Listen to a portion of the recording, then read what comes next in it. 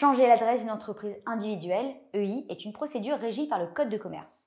Cela permet à l'entrepreneur de gérer son activité de manière flexible sans créer de personne morale distincte. Il est essentiel de comprendre les étapes nécessaires pour effectuer ce changement correctement. La première étape est la décision de l'entrepreneur de changer l'adresse de son EI. Cette décision ne nécessite pas d'agrément. Mais si l'entrepreneur est marié, sous le régime de la communauté, l'accord du conjoint est obligatoire. Sans cet accord, le changement d'adresse peut être annulé par un tribunal. Les statuts de l'entreprise doivent être mis à jour pour refléter la nouvelle adresse.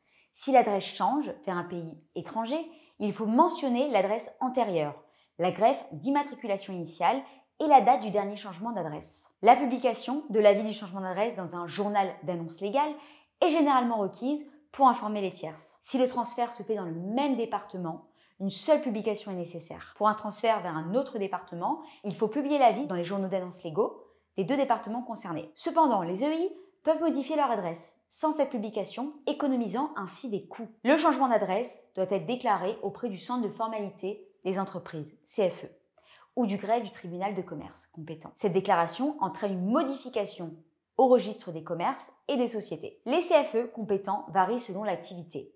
Chambre de commerce pour les commerçants, chambre des métiers pour les artisans, URSSAF pour les activités libérales. Le formulaire P2, CERFA numéro 13 90 5 étoile 04, est utilisé pour déclarer la modification de l'adresse. Il peut être téléchargé en ligne et également utilisé pour d'autres modifications comme le changement de lieu d'exercice ou l'état civil de l'entrepreneur. Certains formulaires P2 sont combinés avec des P4 pour inclure des déclarations de cessation d'activité.